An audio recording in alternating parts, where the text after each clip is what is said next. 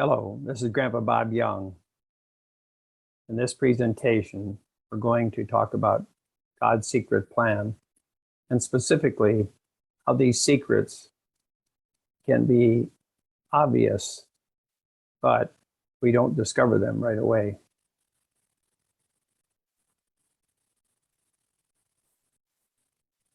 So here we go.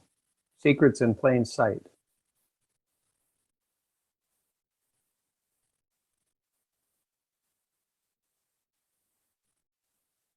I'll give an example of how secrets can be in plain sight.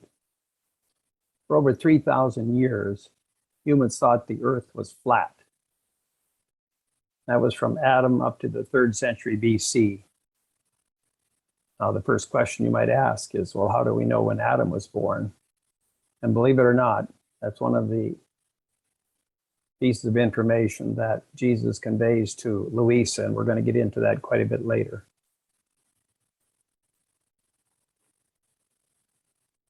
Another secret then that was in plain sight, about the 16th century, humans decided that the earth was round.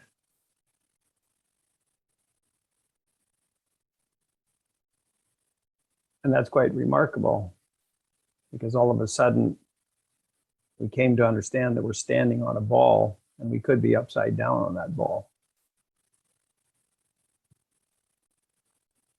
Another secret that's in plain sight is for over 5,000 years, humans thought the sun moved while the earth did not. Our perception was the earth was the center of the universe and the sun moved around the earth. That was from Adam to the 16th century AD. Now again, we continue. Secrets can be in plain sight. During the last 500 years, from the 16th century to now, humans understand that the earth moves around the sun. That's our current understanding. Again, secrets can be in plain sight. Now we're going to talk about God's new secret that is also in plain sight. For over 2,000 years, Christians have prayed the Our Father prayer worldwide thousands of times a day. As part of that prayer, we say the words, "Thy kingdom come, thy will be done on earth as it is in heaven." For Christians that are not Catholic, they also refer to this prayer as the Lord's Prayer. Catholics usually say the Our Father prayer. And again, this was from 33 AD when Jesus was practicing his ministry to 2022 AD, which is now. So in saying that prayer, we join Jesus in asking for the Father's kingdom to come on earth. So we're saying again, thy will be done on earth. And you have to think about that because we realize his will is going to be done in heaven, but what about earth? What we understand now, after reading the words that Jesus gave to Luisa, the Father will answer the prayer of Jesus and us. He has no choice because Jesus is God, and therefore if God prays for something, it happens. So God's will be done on earth as it is in heaven. So now we understand that the prayer is not only a petition asking for something, but a prophecy of what is going to happen.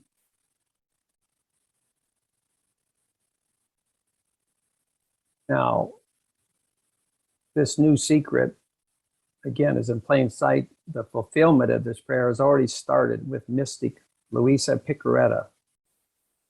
And we're going to find out more about her later.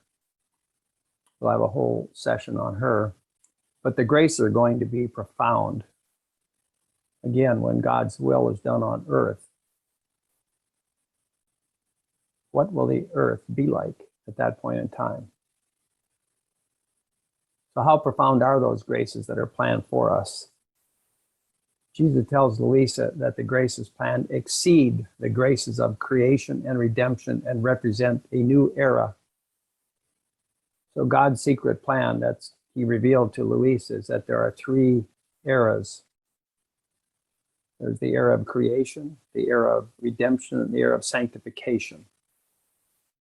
And that each era really results from the three persons of God, different persons. Creation is resulting from God the Father, redemption from God the Son, and sanctification from God the Holy Spirit. And so we're just entering into this era of sanctification, which is the era of the Holy Spirit.